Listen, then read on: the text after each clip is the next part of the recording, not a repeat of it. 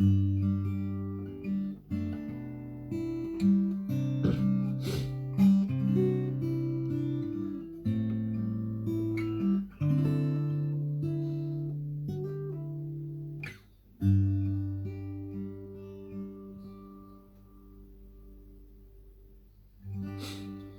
mapagpalang umaga po sa bawat isa. Tayo po ay nadako muli sa ating morning devotion. Ang pagsama ng Diyos ay sumagana sa buhay ng bawat isa sa atin. Bago po ang lahat, tayo po ay sama-sama na magpuri, umawit sa ating Panginoon. Awitin po natin yung isusuko ang lahat. Hallelujah. Hallelujah.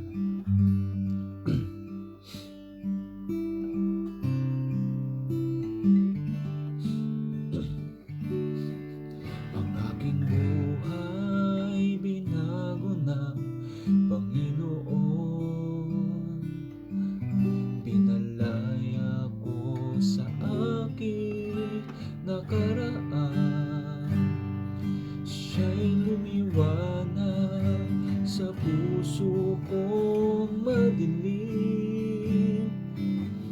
Sa panganib, buhay ko'y nahawakan. Kaya maglilingkod, isusuko ang lahat. Hallelujah.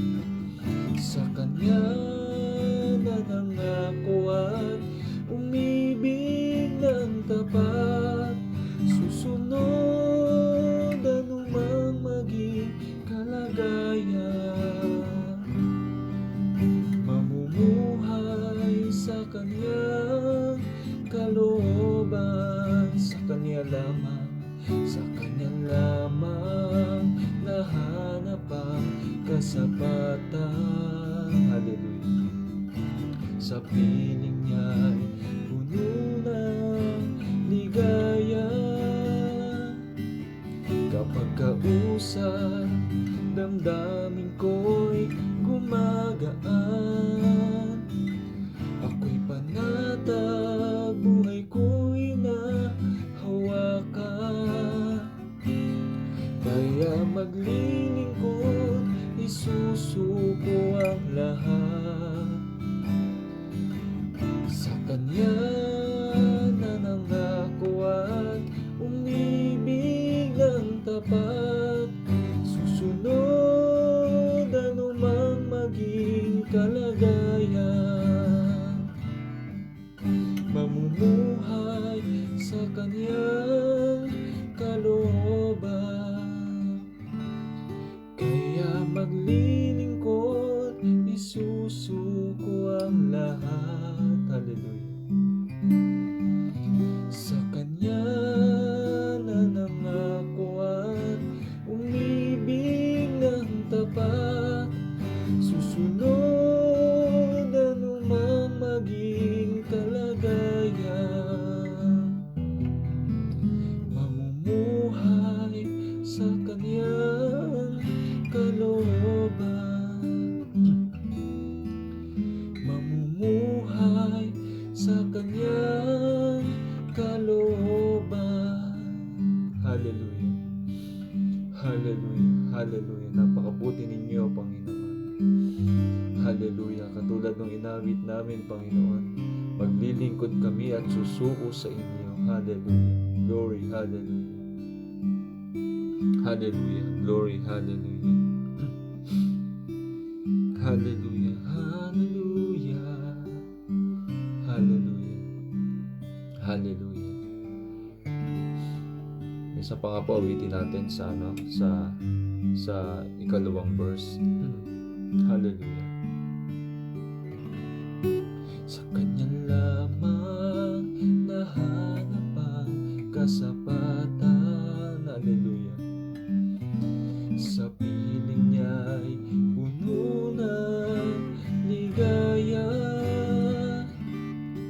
Kapag kausap, damdamin ko'y gumagaan. Ako'y panatag, buhay ko'y nahawakan. maglilingkod, isusuko ang lahat. Hallelujah. Sa Kanya. Hallelujah. Hallelujah. Hallelujah. Ano mang maging kalagayan, mamumuhay sa Kanyang kalooban, mamumuhay sa Kanyang kalooban. Hallelujah. Glory. Hallelujah. Hallelujah. Hallelujah. Totoo yun, Panginoon. Nasa tuwing kausap namin kayo, gumagaan yung aming pakiramdam. Ang totoo niyan, Panginoon, wala sa napagsasabihan namin na kaibigan, wala sa napapaghinga namin ng sama ng loob at nakakausap namin. Ang totoo nun, Panginoon, mas gumagaan yung aming pakiramdam kapag kakausap namin kayo. Mas gumagaan yung aming pakiramdam kapag meron kaming sama ng loob, nasasabi namin sa inyo. Gumagaan yung aming pakiramdam sa kabila ng mga problema na aming kinakaharap pag nakakausap namin kayo. Hallelujah. Purihin kayo, Panginoon. Sa umaga na ito, hayaan po ninyo na ang aming pag-aaral ng inyong mga salita, isang kapan ninyo, Banal na Espiritu. Hindi man kami magkakasama sa mga oras na ito, samahan po ninyo kami. At saan man naroroon yung bawat isa sa amin, Panginoon, tuginin po ninyo kami. Hallelujah. Purihin kayo, Panginoon, luwalhatiin. Sa umaga na ito, kayo lamang po yung maitaas, maparangalan. Hallelujah. Ito pong aming panalangin na may pasasalamat, aming Ama, aming Panginoong Hesus, Banal na Espiritu. Gabayan po ninyo kami sa pangalan ni Jesus. Amen and amen. Purihin po ang Panginoon. Isang mapagpalang araw po sa bawat isa. Muli ay mag-aaral tayo ng salita ng Diyos. Ang ating pong aaralin sa mga oras na ito ay makikita po natin sa aklat po ng Titus chapter 2, sa verse 1 hanggang sa mga sumusunod na talata.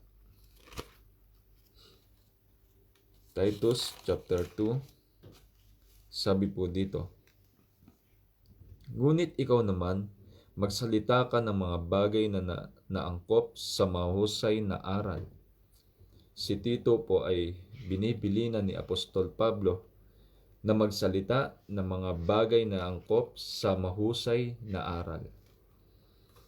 Kung makikita po natin dito ay hindi po ang pakahulugan ni Apostol Pablo ay isang aral na kinakailangan ng kapakinabangan. Ano po? Sa verse 2, sabi pa po dyan, ang matatandang lalaki ay dapat maging mapagpigil sa sarili. Dito po muna tayo sa pagiging mapagpigil sa sarili.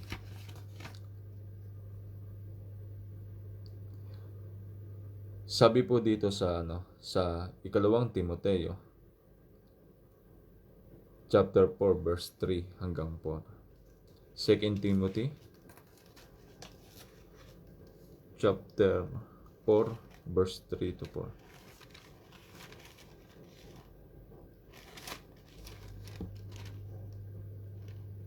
Sabi po diyan, sapagkat darating ang panahon na hindi nila matitiis ang wastong aral, kundi sa pagkakaroon nila ng makakating tainga, ay mag-iipon sila para sa kanilang sarili ng mga gurong ayon sa kanilang sariling pagnanasa, at tatalikod sa pakikinig sa katotohanan ng ang kanilang mga tainga at babaling sa kathang isip. Hindi po natin maibe-blame o masisisi ang mga pastor sa panahon natin ngayon kung minsan. Dahil ipinauna na po ng banal na kasulatan ng Biblia ang panahon na darating ay panahon na mamimili po ang mga Kristiyano o ang mga tao ng kanilang pakikinggan. Marahil, yung ilan sa atin ay dumadating sa ganitong punto ng ating buhay na pinipili lang natin kung sino yung magsasalita na ating pakikinggan. At mapapansin po natin yan, mga kapatid, na marami sa panahon ngayon ang mayroong favoritism, favorite na pastor. Kapag si pastor na ganito yung magsasalita ay attentive at lahat ay nakikinig. Pero kapag si pastor naman na ganito ay masyadong matalas ang kanyang bibig, masyadong masakit magsalita, walang halos nakikinig. Sapagkat ipinagpauna na ng Biblia, mga kapatid, na talagang darating yung panahon na ang mga tao ay maghahanap ng guro na ang ituturo lang ay yung nais nila. Ngunit isang bagay din po na aral ito sa ating mga kapastoran, isang bagay din na dapat nating nalalaman, na kung ang ating ituturo sa mga Kristiyano, sa mga miyembro o mga manggagawa, kung ang ituturo lamang ng mga pastor sa kanila pong mga manggagawa o mga pinapangunahan ay ang mga salita na naaangkop lang para sa kanila, naaangkop lang sa pagpapalakas. Pangkaraniwan po sa panahon natin ngayon ay palagi tayo nakakarinig ng mga salita na makakapagpalakas sa atin. Ngunit kapag mayroong mga salita na masasagasaan yung ating dignidad, yung ating mga ginagawa na mali, yung mas pinapakinggan natin, dito na lang ako, mas lumalakas ako dito. Bakit? Puro word of encouragement, puro pabor sa ating sarili. Pero kapag yung nagagawa natin na mali ay nasasagasaan na, nasasaktan na tayo, medyo umiilag-ilag na po tayo, mga kapatid. Amen po. Marahil dumadating sa punto, merong iba sa atin na ganito, kapatid, may paalala sa atin ng Panginoon. Ano po yung pinagpauna dito ni Apostol Pablo? Para doon sa mga matatandang lalaki ay magkaroon daw ng ng pagpipigil sa sarili. Ano po yung sabi diyan? Kagalang-galang, matino, malakas sa pananampalataya, sa pag-ibig at sa pagtitiis. Mga kapatid, kinakailangan talaga na ang mga kalalakihan ay maging kagalang-galang, maging malakas sa pananampalataya, sa pag-ibig at sa pagtitiis. Sa verse 3 na po tayo. Sabihan mo rin ang matatandang babae na maging magalang sa kanilang asal, hindi mapanirang puri, ni paalipin man sa alak. Dapat silang magturo ng kabutihan, upang kanilang maturuan ang mga kabataang babae na ibigin ang kanilang mga asawa, ibigin ang kanilang mga anak, maging matino, dalisay, masipag sa gawaing bahay, mabait na nagpapasakop sa kanilang asawa, upang huwag lapastanganin ang salita ng Diyos. Kung makikita po natin, para dun sa paalala sa mga kababaihan, mga katandaang kababaihan, nagbibigay po ito ng isang magandang halimbawa para yun ding mismong kababaihan ay makapagturo sa nakababatang kababaihan na mga dapat nilang gawin, na mga dapat na gawin na sa moralidad, dahil isang napakalaking bagay na kinakailangan nating alam, na ang bawat isa sa atin ay maging isang mabuting halimbawa. Katandaang kalalakihan man o kabataang kalalakihan, katandaang kababaihan o kabataang kababaihan, ay kinakailangan na magkaroon ng isang mabuting halimbawa. Sa verse 6, gayon din naman, himukin mo ang mga kabataang lalaki na maging matino sa pag-iisip sa lahat ng mga bagay ay ipakita mo ang iyong sarili na isang uliran sa mabubuting gawa, at sa iyong pagtuturo ay magpakita ka ng katapatan, pagiging kagalang-galang. Mga kapatid, bilang isang tagapagturo, kinakailangan din natin na magpakita ng isang mabuting bagay doon sa ating mga natuturuan. At gayon din naman sa mga tinuturuan ay magpasakop tayo doon sa mga ginagamit ng Panginoon para tayo ay matuto. Ano po? Dahil ulitin ko po na isang bagay na maganda sa atin, hindi lamang tayo isang tigapagturo, kundi tayo din naman ay kinakailangan na maging tigaganap ng ating mga itinuturo. Sabi nga nung narinig ko na isang preaching, if you want to be a good leader, kung nais natin na maging isang mabuting tagapanguna, kinakailangan magpakita tayo ng isang bagay o isang mabuting halimbawa na kanilang susundan. Kaya nga po, pinagkukumpara natin kadalasan yung pagiging leader at pagiging boss. Yung isang leader ay, ang sinasabi niya ay, follow me. Ngunit ang boss, ano po yung sasabihin niya? Go. Ang boss ay magtuturo na sasabihin niya na, sige, pumunta ka ron. Pumunta ka dito. Gawin mo yon, gawin mo yan. Pero ang isang leader ay napakagandang halimbawa na ginagawa niya muna bago niya ipagawa doon sa kanyang pinapangunahan. Na nais ni Pablo doon kay Tito, mga kapatid. Nais ni Pablo na gawin din ni Tito sa mga kabataang lalaki na nakakakita sa kanya. Kaya nga mga kapatid, lalo na po yung mga tinawag ng Panginoon na kabataan pa lamang, katulad ko, kinakailangan po ay maging isang magandang halimbawa tayo sa bawat isa na nakakakita sa atin. Sa verse 8, wastong pananalita na hindi mapipintasan. Dito po, napakadami po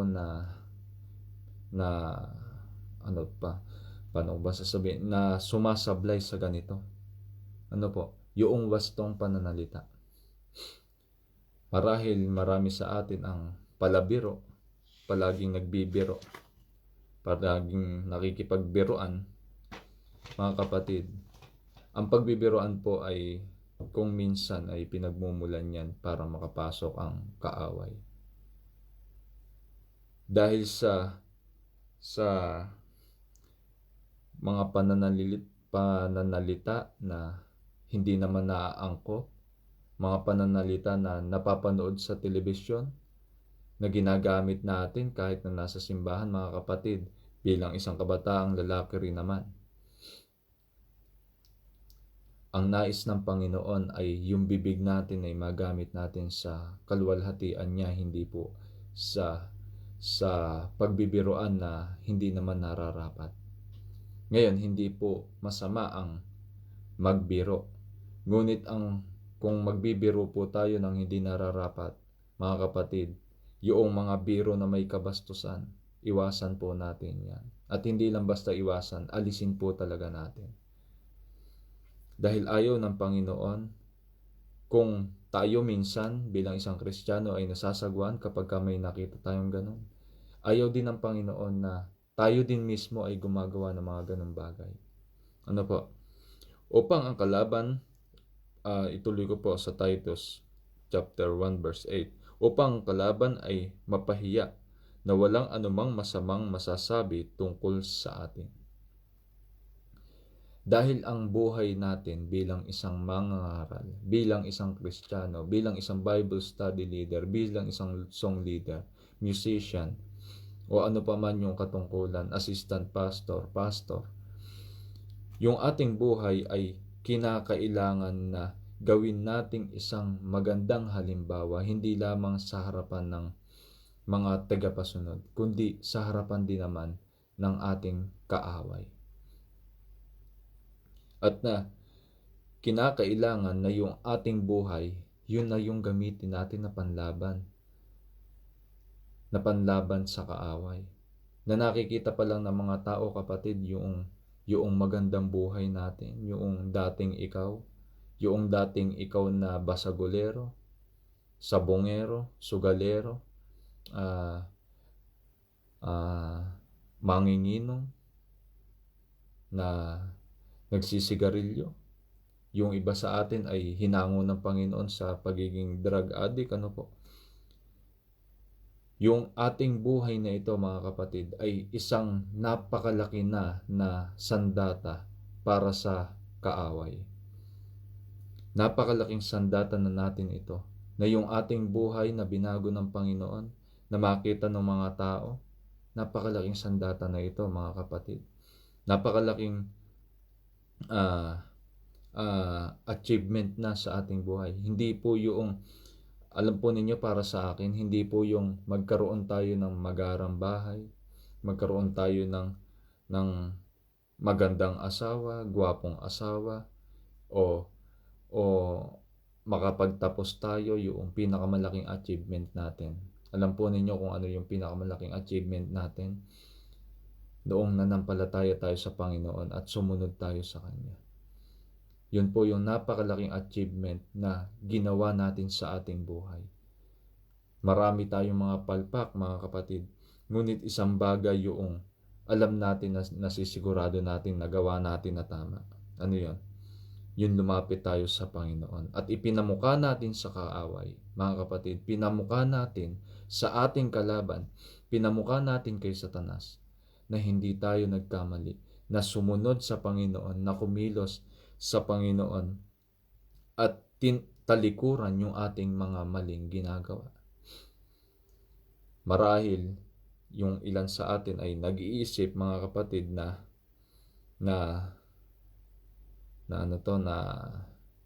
nag-iisip na sandali lang po, hindi ba sa biyaya tayo naligtas? Bakit kinakailangan ko ng mabuting gawa? Opo, sa biyaya tayo naligtas. Ngunit ang kabanalan ay kinakailangan din nating magawa o maipakita. Kaya nga po sinabi diyan na gagawin natin ito upang iharap natin sa kaaway. Mga kapatid, yung buhay mo na binago ng Panginoon, iharap natin sa kaaway ito. Ito yung ipakita natin, Satanas, ito na ako ngayon. Ito na yung pinakamalaking sandata ko. Na yung buhay ko ay dating ganito, ngunit binago ng Panginoon. Napakabigat na sandata po niyan sa harapan ng kaaway. Sa verse 9 po, ang mga alipin ay magpasakop sa kanilang mga Panginoon at magbigay ng kasiyahan sa lahat ng mga bagay at huwag maging palasagot. Ito po, isa po ito sa kinakailangan nating maalala, lalo na po sa mga nagtatrabaho sa abroad, nagtatrabaho sa namamasukan. Huwag tayong maging palasagot sa ating pong mga amo. Kung minsan pa nga ay ang nangyayari po ay binabansagan po natin ng pangit yung ating mga manager. Sino po sa atin ang nakaranas na ng ganito? Meron tayong bansag sa manager, lalo na sa mga banyaga, meron tayong mga tinatawag na pagbansag sa mga nagiging manager natin. Hindi para pag pinag-uusapan natin yung manager natin, hindi nila tayo naiintindihan. Kapag yung manager mo maliit, ang tawag ng mga karamihan, pangkaraniwan, kung hindi punggok, bansot. Yan, para hindi po naiintindihan nila na sila na pala pinag-uusapan, na kahit sa pangalan ay pinapalitan. Ngunit ano yung sinabi dito? Yung nabanggit po dito, hindi maging palasagot. Hindi maging palasagot doon sa kanilang mga amo. Kaya nga, mga kapatid, yung paggalang sa sa ating mga manager, sa ating supervisor, sa ating amo, mga kapatid, ay paggalang natin o pagsunod natin ito sa Panginoon. Sa verse 10, ni huwag mangungupit kundi magpakita ng lubos ng tunay na katapatan upang sa lahat ng bagay ay lamutian nila ang aral ng Diyos na ating tagapagligtas. Sa verse 10 po, ulitin ko, ni huwag mangungupit kundi magpakita ng lubos at tunay na katapatan upang sa lahat ng bagay ay mapalamutian nila ang aral ng Diyos na ating tagapagligtas. Sa 11, sapagkat nagpakita ang biyaya ng Diyos na nagdadala ng kaligtasan sa lahat ng tao, na nagtuturo sa atin na matapos itakwil ang kasamaan at ang makamundong pagnanasa, ito po yung isa sa importante, ay dapat tayong mamuhay ng may katinuan, matuwid at banal sa kasalukuyang panahon. Kaya nga mga kapatid, isang senyales na tumalikod tayo sa ating mga kasalanan, tinalikuran natin yung ating dating buhay, yung ating dating pagkatao, ay dapat tayong mamuhay na may katinuan. Mayroon pong katinuan, matuwid at banal sa kasalukuyang panahon. Lahat po nabanggit natin dito mga kapatid, yung pagiging mabuti, yung pagiging yung hindi mapanirang puri, yung hindi pa nagpapaalipin sa alak, yung nagtuturo ng kabutihan, yung marunong magpigil sa sarili, yung maging kagalang-galang, yung pagiging malakas sa pananampalataya, yung may pag-ibig, yung may pagtitiis. Ang lahat po ng ito ay isang karakter ng isang Kristiyano na naghihintay sa Panginoon. Ulitin ko po, ang buhay natin ngayon na may kabanalan at sumusunod sa Diyos ay isang senyales na tayo nga po ay ang totoong naghihintay sa Panginoon. Sa verse 13, basahin po natin. Habang hinihintay natin ang mapalad na pag-asa at ang pagpapakita ng kaluwalhatian ng ating dakilang Diyos at tagapagligtas na si Hesukristo. Kaya nga mga kapatid, kung tayo ngayon ay sumusunod sa Panginoon, ginagawa natin yung isang bagay na alam nating ikatutuwa, ikasisiya ng Panginoon sa pamamagitan din naman ng pananampalataya at sa pagsunod sa Kanya. Yung paglakad natin sa kalooban ng Panginoon, yung kabanalan natin, ay isang senyales na tayo nga yung naghihintay sa Panginoon at tayo yung binigyan ng pag-asa ng Panginoon at ang pagpapakita ng kaluwalhatian ng ating dakilang Diyos at tagapagligtas na si Hesukristo. Sa verse 14, siya ang nagbigay sa kanyang sarili alang-alang sa atin upang tayo matubos niya sa lahat ng mga kasamaan at pakalinisin para sa kanyang sarili ang sambayan ng pag-aari niya na masigasig sa mabubuting gawa. Uulitin ko po. Para sa kanyang sarili ang sambayan ng pag-aari niya na masigasig sa mabubuting gawa. Ang pag-aari ng Panginoon ay masigasig sa mabubuting gawa. Ipahayag mo ang mga bagay na ito, mangaral ka at sumaway na may buong kapamahalaan, huwag mong hayaang hamakin ka ng sinuman. Mga kapatid, isang bagay po ang nais kong sabihin sa bawat isa sa atin. Ang pagsunod sa Panginoon, ang pananampalataya sa Panginoon ay hindi pananampalataya na para maligtas lang tayo. Nung mga nakaraan ay ipinapaunawa po sa atin ng Panginoon. Ano po ba yung effort na nagawa natin sa Diyos? Marahil marami sa atin na nagsasabi, Lord, kailangan ko ng ganito, kailangan ko ng ganyan. Salamat sa Panginoon, napakabuti talaga ng Panginoon. Iniligtas ako ng Panginoon, ginawan ako ng mabuti ng Panginoon. binigyan ako ng Panginoon ng ganito. Pero tayo po, ano yung bagay na ibinigay natin sa Panginoon? Marahil marami sa atin ang nakakagawa ng hindi mabuti sa harapan ng Panginoon. Katulad ng ating nabanggit, yung ating buhay na binago ng Diyos, yung ating buhay na binigyan ng kaliwanagan ng Panginoon, yan yung ating gagamitin upang panlaban sa kaaway. Kung meron tayong pinaka malakas na panlaban kay Satanas, yung ating buhay na binago ng Panginoon.